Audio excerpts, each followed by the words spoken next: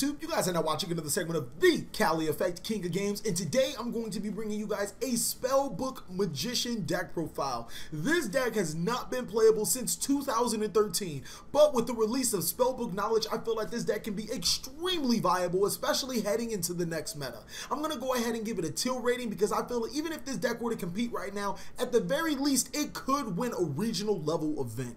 Starting off with the monsters, we're going to be running 3 copies of Spellbook Magician of Prophecy. This is easily the #1 Spellbook monster card that you can play, namely because it's searchable through Spellbook of Secrets and it searches Spellbook Magician cards. Next is 3 copies of Wind Witch Ice Bell, the card that actually makes free crystal wings. The reason why we play the Wind Witch engine in here is because we have free extra deck monster space, so why not turn it into a 3000 undestructible monster that can negate our opponent's monster effects. Glass Bell is actually multi-dimensional. Yeah, I can say multi-dimensional. Glass Bell is actually multi-dimensional in this deck. Worst case scenario, you can normal summon her and tutor her off the field with Spellbook of Knowledge, gaining you 2 cards, and then special summon Wind Witch Ice Bell to your side of the field and go through with your Crystal Wing combo. Next is 1 copy of Wind Witch Snowbell. There are times where I've actually just let it sit on the field because it does fulfill the requirements of activating such cards as Spellbook of the Master and Spellbook of Fate.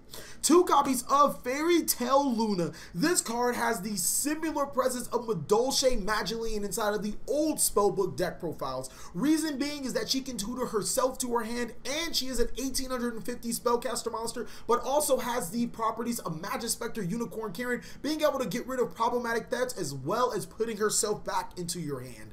2 copies of Ghost Ogre and Snow Rabbit. No competitive deck right now is good without the usage of Ghost Ogre and Snow Rabbit. Sometimes destroying important Zodiac monsters is more important than stopping their effects, and also destroying the infamous Dragonic Diagram will be really good to furthering your strategy while preventing your opponents. Maxi is an awesome card because it allows you to draw cards off your opponent playing Yu-Gi-Oh! And until it gets banned, you should probably play it.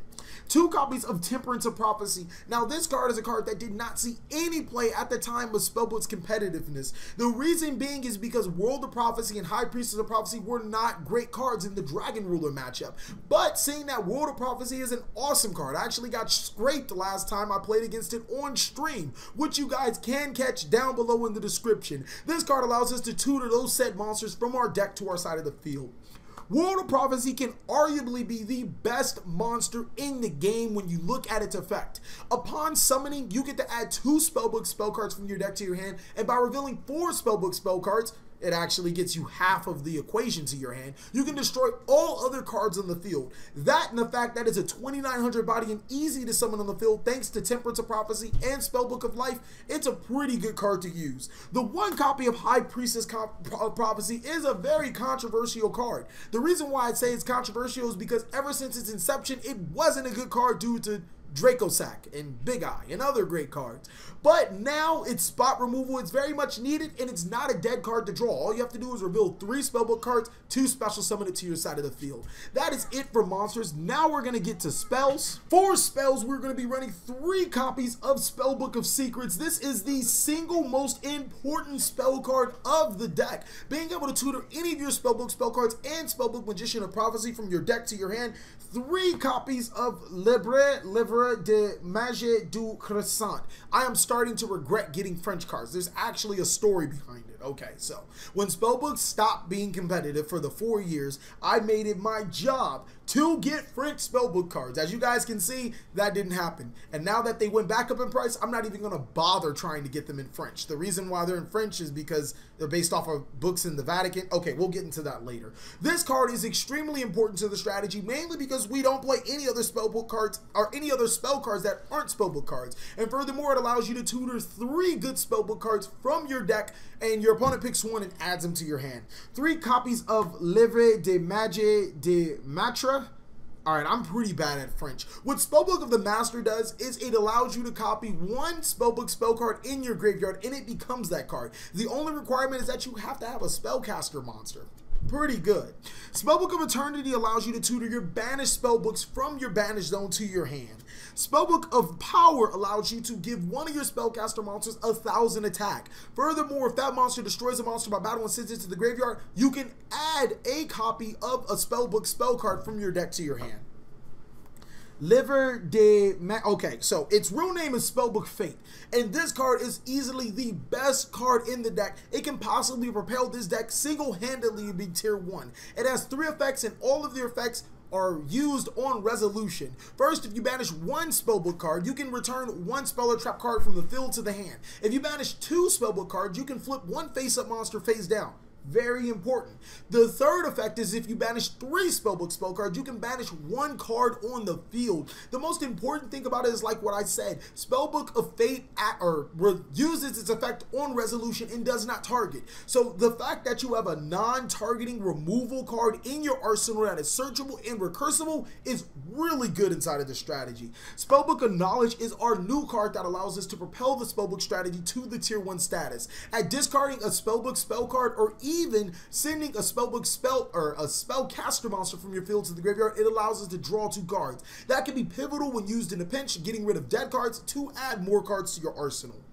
2 copies of the Grand Spellbook Tower. If you ever love to draw additional cards, this is probably your perfect card. Also, when it's destroyed by an opponent's card effect and sent to the graveyard, special summon a spellcaster monster from your deck. There are plenty of times where I've actually special summoned Glass Bell to my side of the field to search Ice Bell, and then use Knowledge to tutor the Ice Bell off my field to start off my Wind Witch combo. 2 copies of Spellbook of Wisdom.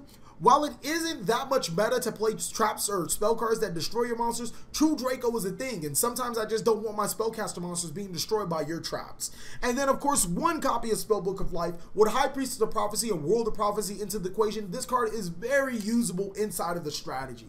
That's it for spells. I'm pretty sure it is 22. For traps, we are going to be running for the 3 copies of Solemn Strike and the 1 copy of Solemn Warning. Very standard for almost any competitive deck. For the extra deck, we're going to keep it very simple, but you can mix it up a little bit. 2 copies of Crystal Wing allow us to negate any of our monsters' effects. This is pretty mandatory since we are running a Spellbook engine. I run 2 copies of Cyframe Lord Omega. A lot of people are looking at me like, how, CaliEffect? Why? That doesn't make any sense, CaliEffect. Well, the reason why I run Cyframe Lord Omega is because I have Cyframe Gamma. Is that the one? Gamma, Delta, whatever the monster that negates your opponent's cards from your hand.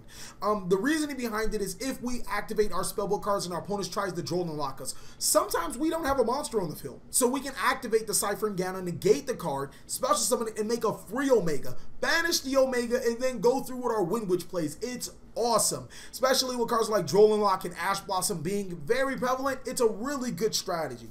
Coral Dragon, because we can afford to play it. High Speed Roar Chambara, very easy to make with the Wind Witch strategy when we're trying to push for that extra bit of damage. 1 Wind Witch Winterbell, the fact that it's a spellcaster actually plays a really big part to the strategy. 1 Clear Wing Synchro Dragon, just a really good card to make. Decode Talker, or should I say Decode Balker for all the people that like Decode Balker. Gaia Saber, the Lightning Shadow, Daigusto Emerald, Tornado Dragon, Diamond Direwolf, Daigusto Phoenix, and what is this card? Number 45, Crumble Logos, the Prophet of Demolition. I've never read this card. Well, it's the name. All these cards are very good, but the reason why I blaze through them so fast is because the Wind Witch strategy really doesn't need anything outside of the Crystal Wing, the Wind Witch Winterbell, the Clear Wing, and the High Speed Roar Chambara. Everything else is pretty much optional inside this deck. I really hope that you guys enjoyed this deck profile. If you did, go ahead and give it a like. I can't wait to show you guys what the deck can do on stream. Thank you guys so much for watching another segment of The CaliEffect. Please like, comment, subscribe, but most of all, enjoy.